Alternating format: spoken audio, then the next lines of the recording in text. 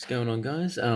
So down under here, basically the gist for this video is, James and Percy are going to be featured together, seeing as how, well, they haven't exactly got all the most modifications for them to warrant their own video. So, I thought, just cover them at the same time, so that way we could have, a bit more of a longer video, but also, like, talk about, an equal amount of like detail to warrant it. Now we will start off with James. Now I'm pretty sure he was the second one I got. I'm pretty sure he is quite literally one of the most least modified out of the 2025 engines that I've got. In terms of like physically. He's got his fully painted running board, although I will have to obviously fix it. And basically, the only thing I did make recently to him was slightly edit his eyelids for him to have a bit more of a smug look, although I think it's starting to show a little bit on camera. It's very scratchy. But the other big physical thing, and this was basically what sort of jump-started me trying to customize these 2025 engines, was James was the very first one was basically the very first one that I've put a push along bogey on, and that's why his looks a little bit more janky and a little bit more less concealed. Clearly got a bit of cardboard sticking out there. This is held together by Gorilla Glue, not the adhesive glue that I typically would use on other engines. Has this tab filed down. And this is designed, I don't know if I can get it out, but this is designed in a way where I can take the front coupler out if I need to be, if it needs to be. And, well, at the moment, I don't really, nah, she's pretty wedged in there. But, yeah, you may have seen him in a couple of videos, double heading or even triple heading. He is actually a really good runner on the Trackmaster 1 track, and I do kind of slightly attribute that to these front wheels. Now, he does jump sometimes, but I'm pretty sure this actually prevents him from the main front wheels that are actually on the chassis from like jumping over switches and that, because the other thing I tested out is that these bogies are really close to the ground, which is both good and bad, which probably means that at the moment I actually don't have any Trackmaster 2 track as of filming this, but the way I glued it together is that they're pretty much at if I can get it close enough, I'm not so sure, but about that angle there. They're pretty, oh, that's better. They're very, very close together in terms of where they are located on the rails. So he may or may not. He probably will fail on like Trackmaster 2 hills now, but that'll be something I'll have to sort out. But other thing is his James is basically the exact same as all the others. Old tender chassis, because it looks like the tender axle boxes cut off the buffers. Painted the buffer beam at the back, also tail lamp, colored this black, the coals in there, but I've blue tacked it because I hate how it falls out. And so that was James. And the other one, and the last one, is my Percy, which I'd probably say, like, obviously out of these two, he's probably had I'd probably say the least most radical changes. I've added the season 23 to 24 handrails because I actually do kind of like that look. But I'm also kind of thankful in general that the 2025 Percy doesn't have like rivets all over the place. And especially glad that this is the 2-pack one, and I used the 3-pack one for. Actually, the funny thing, the 3-pack one I got that I have, that was my Stanley, and I bought another 2-pack one for Samson. Now he's basically got the other ones filled in the wheels in black, which I forgot to mention. I didn't do that with James. I may or may not. I might do that. Maybe actually give him full black wheels. But yeah, it's basically just fill in a bunch of the details. white running board, pretty shittily done, if that's even a word. New red on the running board because for some reason the actual plastic is very like you can see it maybe around the screw hole. It's very very faded. That's actually a problem with quite a lot. Like I'll bring Thomas over. You can see how vibrant I made it here with the red paint, and then like the slightly more dull, the dull in the plastic, which Thomas is going to have his classic face, and the reason Percy doesn't have his classic face is obviously because it has the same problem as Thomas, where I haven't done the eyelids. Sorry, not eyelids, the pupils. So they would both look very ghostly and kind of dead if I showed them off here. So I've put him back with his original face that I put on here. Although, obviously, this isn't the original face. This is the Trackmaster Percy 6-in-1 set from I believe 2019. It was I remember that set dominated Kmart until Kmart stopped selling Thomas stuff around like 2021, which kind of sucked because that was like one of my last resorts to getting the new stuff, and I haven't been able to get much since other than this. But yeah, painted the stripes around the cylinders. I don't really like how they cut off like that, but yeah, I'll have to try and fix that. I haven't painted his tail lamp. I've tried to paint his bunker around the full way. Well, the paint is kind of just chipped off, and also I've tried to I've done this with my Tomy Percy, but I do, and also you can kind of see around like with the window, I've added yellow around the window frames, and that is because I liked the idea of adding the lining around the cab. So I kind of tried doing that there with a paint pen, but then when I wiped it off because the line was too thick, and now there's just a stain there. Yeah.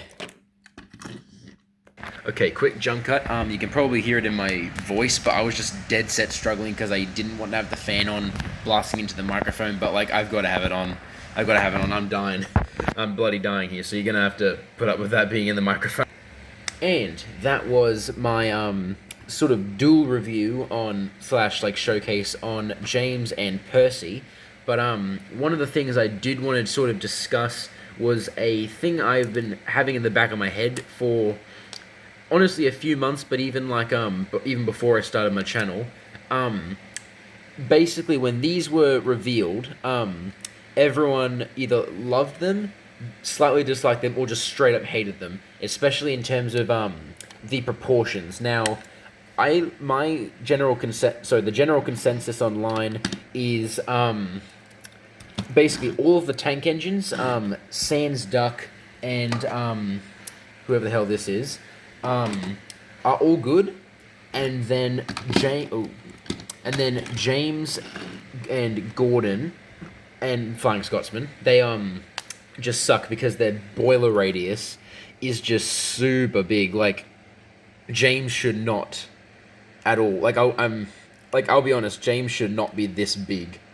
Like he is one of the big three, but he should not be this big. I mean, literally, like his cab and his firebox should be swapped in sizes. Like his firebox is bigger than his cab, and also wheel arches don't line up with the wheels, which is also a byproduct of generally just using the same chassis for the last like 14 or 15 years. Like people like to say that the Trackmaster chassis are the All Engines Go ones, which are being reused here, are the same as the ones they've been producing for the last like decade or so, but they're kind of slightly not. The screw hole is shorter. Yeah, so as you can see, the Trackmaster 2 one, if I line it up, had a longer screw hole, and this is a shorter one. Now, also don't ask because this was a failed Billy custom from ages ago, but this kind of helps me in some regard. It helps me shorten down chassis quite a lot, which is a big help. But also for some weird reason, quick note, I think Percy's actually one of my best runners. He is like, and also I think it's just like something to do with the Percy model.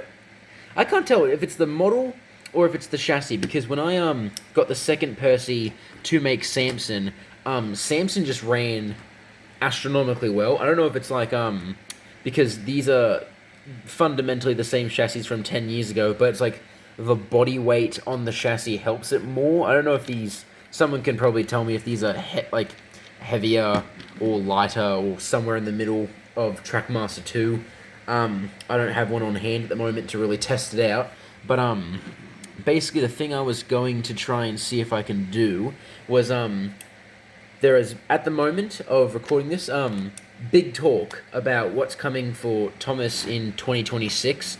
Apparently the diecast range is going to revert back to magnets, and apparently it's going to be ran by the same guy who makes the Disney cars, which that had me a little bit intrigued. Not the magnets, but the Disney car, the person who runs it. I'm not so sure of his or her name. But the thing that I really hope they can do is better proportions. And if the latest diecast news has ruffled some jimmies, ruffled some feathers here, fuck the new Edward. I'm just going to say that. I will literally only be buying that for parts, like basically taking the wheels, the face, and everything.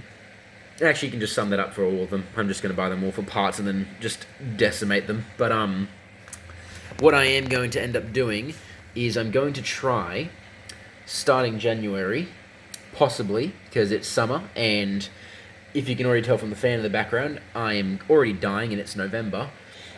Basically what I'm going to try and do is fix the proportions of some of them, and I have made a post about it. Basically, when I showed off how I made the Edward firebox, I used the tube of a poster, and basically what I ended up doing was cutting sections off of that to fill in the area for my Edward. But then I'm looking at this, which also I tried cleaning it the best I can. That's just part of the sticker. I'm not so sure. This end came out a bit more better.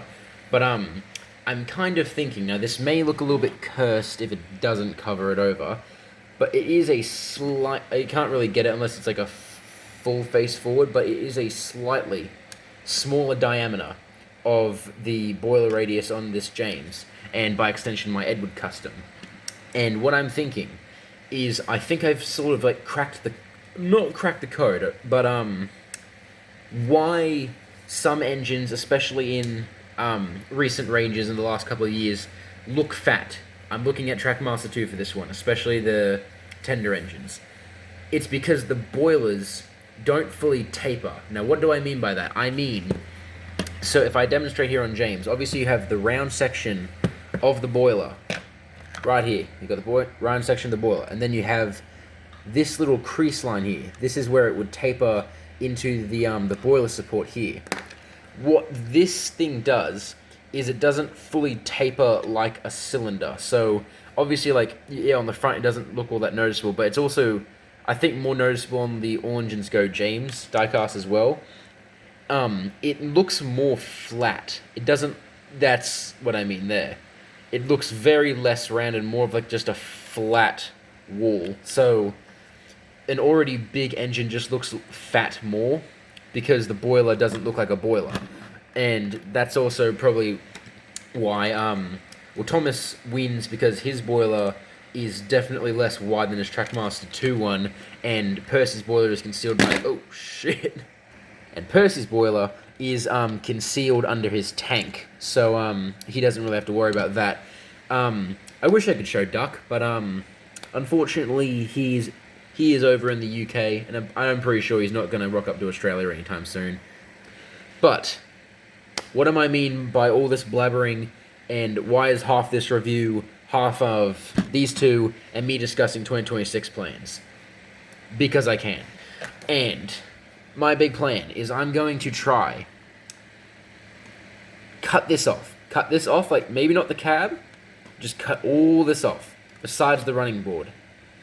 Maybe I will have to figure out a cutting plan, and just make a boiler that fully tapers around in a cylinder. So, like, obviously it would still have the boiler support here, but I'm thinking I would like one that would fully taper all the way around, still have the smoke box support, and actually like look good, because I'm pretty sure people are like, why are they so big? First of all, it's a carryover from the All Engines Go ones, but also I'm pretty sure people don't realize the advantage they have in terms of customs, especially with the Trackmaster 2 chassis. Now, they're definitely not as strong because it's a worm gear connection. The motor would the motor would be sitting here and then worm its way down with a single gear to the driven axle, which by contrast the Tomy motors have several different gears and several different springs that would make it run a little more better. So like if I did this, it struggles. Or like maybe not that much since it's a bit more brand new, but a Tomy engine would basically like fight my thumb if I did that. But I don't think people have seen the opportunities they have with how more smaller and slim the chassis are in terms of like height and length, especially with that screw hole I mentioned earlier. You have a like the chassis literally ends like right here. In reality, there is no reason for this engine to be as tall and big as they are. Granted, they benefit because there's a lot more, since it's a bigger scale, there's a lot more space to work with. But basically I'm thinking that the tapering would be a lot easier because since the chassis ends at pretty much the boiler support right there, I think I can make it happen. I'm pretty sure I can make it happen, just like there. Although I'll have to figure out how I'm going to do the firebox. I'm thinking with this and Edward, I might just do the same. I'm horrible with these camera angles. Might just do the same thing where I just cut a section of the pipe out, but with James, I basically build a firebox around it, which means I can have a better scaled firebox compared to the cab. But at the same time, this does mean that once I get around to it, Edward will be cut up. He will be not destroyed, but he will be cut up. So that is basically the end of this video. I know that like this was a very weird arrangement. It's it's a weird arrangement of not even focusing on one character. It's not half the video is literally just me blabbering about my plans for next year. But I just kind of wanted to say that here because of the whole stupid YouTube, what's the name? The YouTube flagging system. So yeah, apparently it was supposed to happen on like the 6th, which is when I'm actually recording this, which would mean that when this is uploaded, these two would have already been maybe partially worked on. Probably Percy, but maybe not James. I might because if you've seen my post, I very much love Sudrian Rails' hybrid series, and I've wanted to make models somewhat similar to that for ever since they came out. Like I'm even considering like wooden railway customs, which that will be something on the channel next year. Although hopefully next year, because YouTube might take away my channel in December because they've rescheduled it for December. Apparently, people under underage can't do it. So I just wanted to say that. I'm sorry that I just sound very shaky. It's already November and it's just so hot. It's just so hot. Ugh. But thank you for listening to me waffle on about two characters at the same time and my plans. This is Sodor Down Under, and I'm having to lay down.